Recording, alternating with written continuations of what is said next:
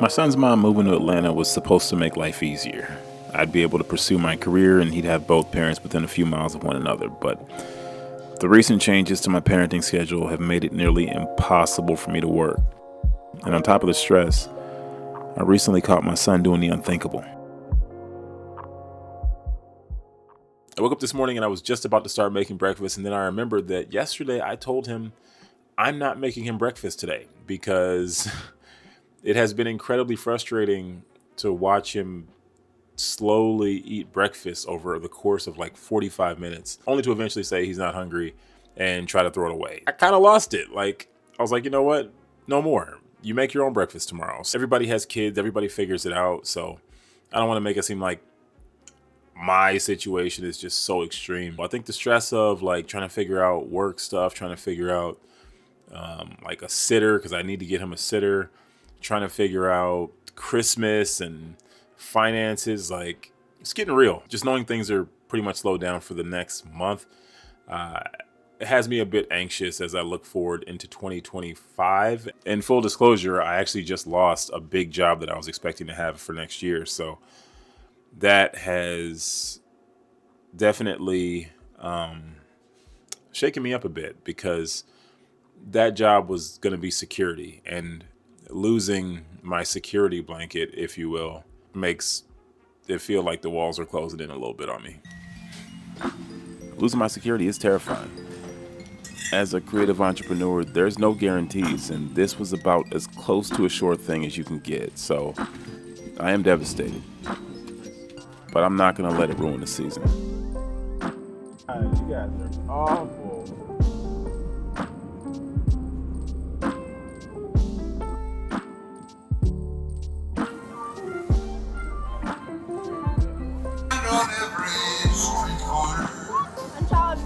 Are you? Never thought this day would come taller than you. Well, it's here. Why?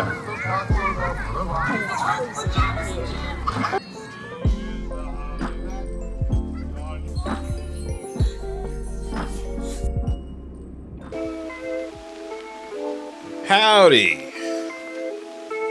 I'm so glad to be done with that sofa review. I've been working on that thing for 2 weeks, and I'm so happy to finally close that file out and upload the video. I'm trying to get some Christmas shopping done. I really told myself I was going to get on this earlier because my kid loves all these things that you cannot find here, like in America. I've ordered quite a few, but I'm trying to get more of it done today. That way, as we get closer to the end of the holiday season, if there's anything last minute I want to get, I can just run to the store and get it. And I just ran to Target and I saw they have PS5 controllers on sale. So I'm gonna go buy one of those for myself.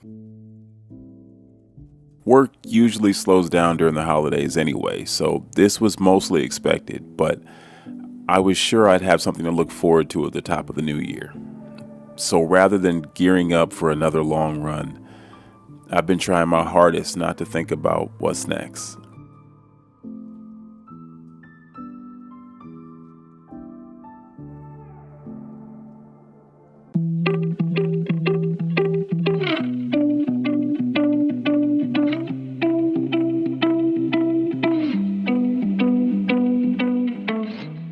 So right now my parenting schedule is like indefinite. So I don't know how I'm going to work.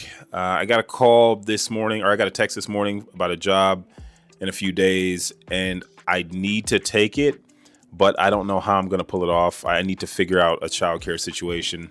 And kind of the thing that, I guess the big challenge that I ended up having during my divorce and because of my work schedule was like childcare providers want to have like a client. They want to know that you're going to be there every single day so they can kind of guarantee their income. They can take up that space and have it reserved for you. But with my work, that's not what it was. So I ended up often overpaying to keep somebody on ice for an entire week when if I'm available, I'm going to have my son. I'm not going to send him to childcare if I don't need it to be there. He's getting older, not quite old enough to stay by himself. And I'm trying to build a network, and it's actually been a lot harder than I thought it would be.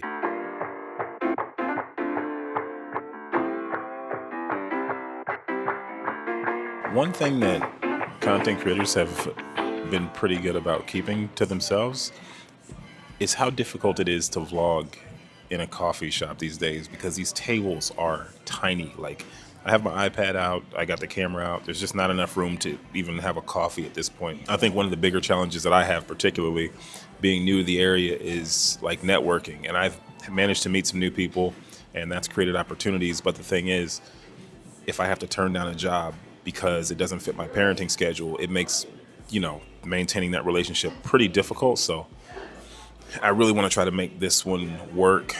So I'm just going to have to figure out how to make it happen. I think it works out, fortunately, that it's on a weekend. Maybe that'll increase the likelihood that I'll be able to have, it be covered, particularly because I don't want to lose this relationship. And, you pass on 3-4 jobs in a row, people stop hitting you up.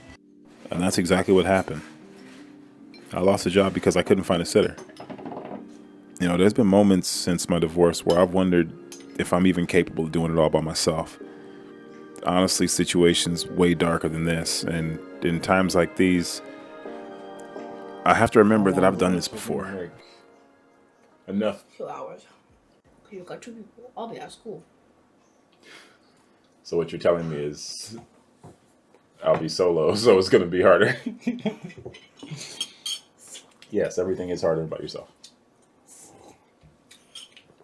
But what they don't tell you is sometimes it's a little bit more satisfying. I'll be building whole dioramas by myself. I'll build whole action figures by myself. This conversation don't have nothing to do with me. I'm good. I never thought about that. You're an only child. I'm an only dad. That's all we need. Each other. He's right. It's not about him. He's so much smarter than I was at his age. I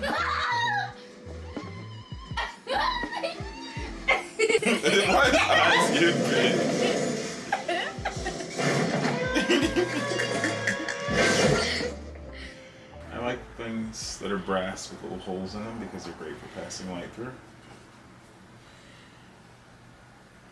I'm Batman. I'm Batman. If you're Batman hates light. I was born in the shadows. You were badly raised in it. Alright. Good night. Love you. Smell good. Let me get the good soap. Alright, go to bed, buddy. You're late.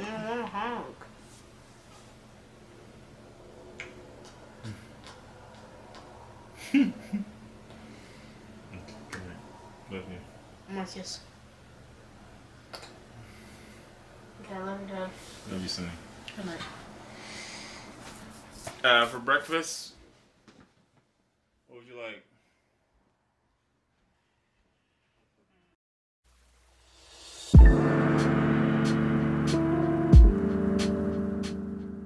I just had this entire, 7-minute soliloquy in the shower, and I cannot remember at all what I said. It was something about money. I make too much money. When I was a starving artist, when I was trying to figure it out, I was coming up, I didn't make very much money. And that was the time when I thought I was the freest. It's very difficult to go back. And while I'm definitely not rich by any stretch of the imagination, especially after my divorce, I have a certain standard of things that I kind of want to get back to. Oh, I know what it was. I was thinking about how my last video is pretty much a product review and there's no real content for me, but it's the video that I needed to make as part of a chain of actions that will allow me to get to the point where I can create freely. I think a lot of people don't understand that from the outside because they think, oh, well, you're making art, you should be able to do whatever you want. But that's not how it works, especially if you have obligations, you have dreams and goals and aspirations, and you maybe want to retire one day, which I do. And I'm probably a lot closer to retirement than most of you. As a result, I'm going to do things that are going to benefit me financially and express myself artistically. The goal is to get to the point where you have infinite money. And when you have infinite money, you can do whatever you want.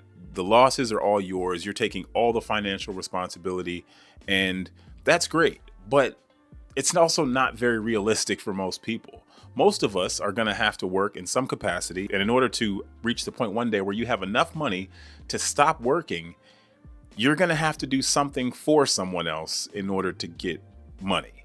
And I don't want anyone to ever feel bad about that. Part of internet culture these days is ruining that, because creators are made to feel like terrible people because they sell something to their audience, or because they want to make a profit, because what you're doing, art, does not seem like actual work. And the reality is, it is very much work. In fact, I probably work harder making a YouTube video than I do client projects that have paid me thousands upon thousands of dollars. And why is that? Well, that's because those are labors of love. I enjoy every single moment, every single click that I put into shooting a YouTube video. However, they don't pay money. So if for a split second I have to step away from that and do something that actually, feeds my family, I will never feel guilty about that. And I think on the outside looking in, people will make you feel bad about that, and you shouldn't. If you are a creator, you should never feel bad about doing what you have to do to take care of yourself. One of my biggest challenges now is that I've seen how differently I can live when I make money. And it's not a matter of like I have more stuff or I go on more vacations. No, it's just a level of security that allows me to say no to so many different things in my life. Over the last few years, I've made significantly more money, and that allowed me to say no to so much that I didn't realize just exactly how much stuff I was doing that I didn't want to do. And because of that, I was able to put the real effort into making the things I want to make. The goal is to be able to have this serve me financially as well. If I'm able to have an advertiser invest in me so that I can do something for them while I continue to make the majority of my content for me and my audience. When I was starting out, I probably didn't even understand that concept, but now I get it. I have no interest in being a starving artist. I want to create meaningful work, and I want to get paid for it. Still not as good as what I thought of in the shower.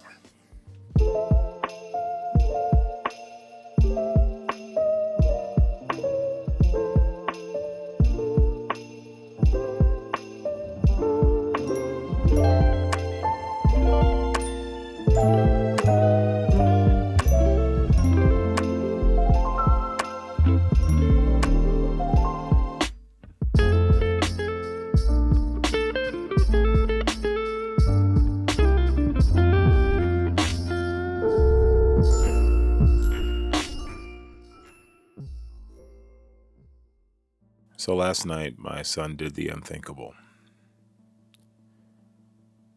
He snuck into my room to look at his Christmas presents. If I was still married, probably not a big deal. But being divorced and going back and forth between different homes, and then, he still has to go and deal with teachers in school. Every little thing is magnified. And maybe it's just to me. Maybe I'm completely off base on this. Because I did things similar to this when I was a kid. And then I think as a parent, personally, I will try to go back and replay that situation and figure out how did that manifest itself later in life. And I don't know. How can I trust him to be left alone in any capacity if I can't trust him to go to my room without looking through my closet? And when you say it that way, then you start to see where you can get in trouble. I worry. And maybe it's an irrational fear. Maybe it's not that big a deal, but maybe other parents who are looking at their kids behind bars are thinking, man, if we had caught this early, maybe we wouldn't be having this situation right now. I don't know when it goes from being cute to being concerning to being criminal. It's hard to punish your kid for being a kid. And it's hard for them to often understand why you're reacting the way you're reacting, why you're so upset. I hate that Christmas presents can bring out such a dark thought. But that's always what I'm thinking about. Every mistake, every time my kid doesn't listen to his teacher, every time I tell him to go wash the dishes and he's in there singing and dancing instead of doing that. Like, I want my kid to be a kid. But I just see way too many examples where some kids aren't allowed to do that. Today, I'm going to just take it all the way back, and I'm going to be fun dad. But I'm also going to explain. Having my trust is important, and it becomes more important as he gets older and as he wants more responsibility. And if he ever wants to get to the point where he has independence, he's got to show me that he knows the rules and that he follows them, even if he doesn't think he'll get caught. You got to trust your kids. But I guess you never know if you can until you give them an opportunity to prove it. Because there's only 2 of us, all these recipes are for like 50 people. So I got to cut everything in half. Grab that vinegar right here off the shelf.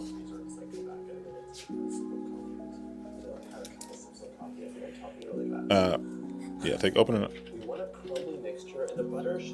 Just put a little drop in there. Rewind this video a little bit. I need you again. Take that baking powder and close it up. It's on the counter. Yes? Yeah, sure. It's like making bread.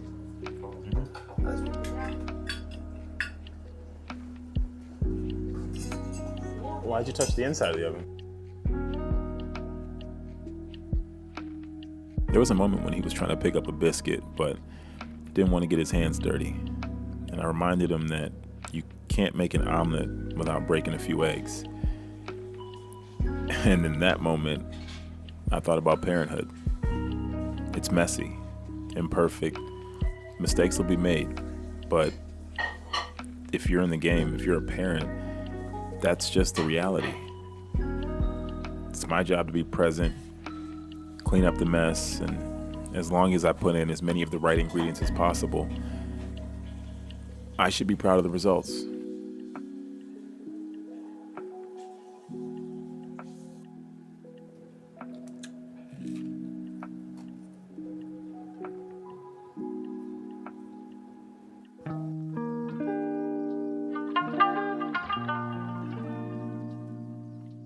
Today, I really want to see if there's any hope for this palm. I've watched a bunch of videos that say it's probably going to die when the weather changes, so I'll do my best, but I also want to propagate some pothos. It's one of those plants that is hard to kill, and even if they get overgrown, you can just regrow the roots and make a new plant pretty easily. We're days away from winter, but I'm thinking about spring. Spring is the season about new life and opportunity, and I think it'd be nice to have something to look forward to.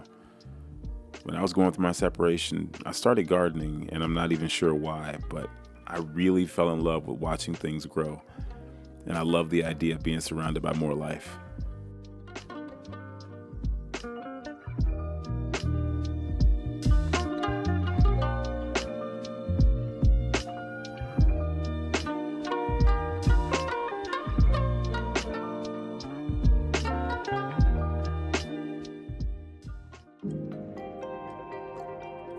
So yeah, my son did the unthinkable. The problem is, what was unthinkable to me was probably not that big of a deal, and mostly it was because of the stress that I was under this week. Gardening just reminded me about all the different opportunities that I have, and honestly, I've gotten kind of complacent over the last few years.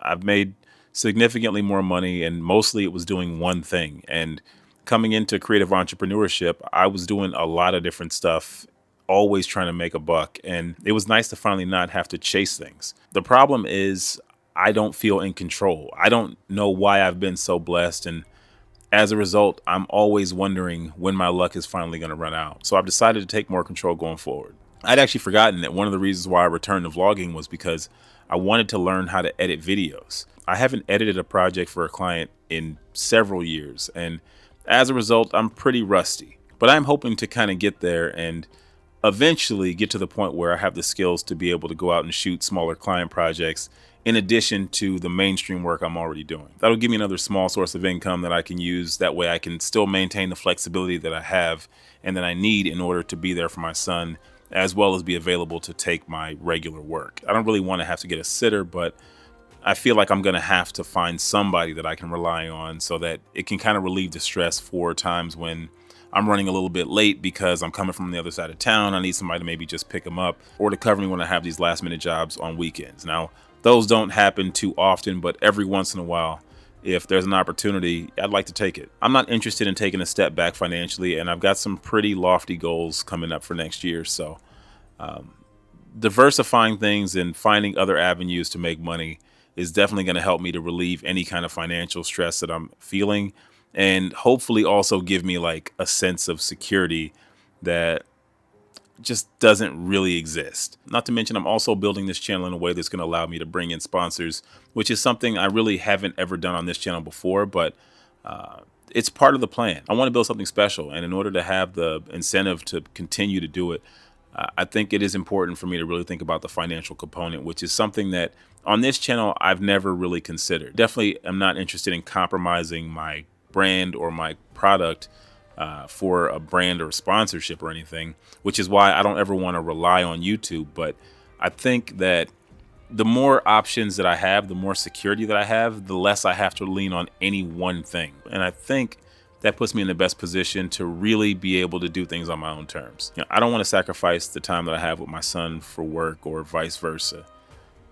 I just want to figure out how to make it work, and I'm pretty confident that I can. This channel is Aaron Reactivated. I make content following my journey as a recently divorced single dad and creative entrepreneur. If you want to continue on this journey with me, make sure you hit subscribe, and I'll see you guys on the next one.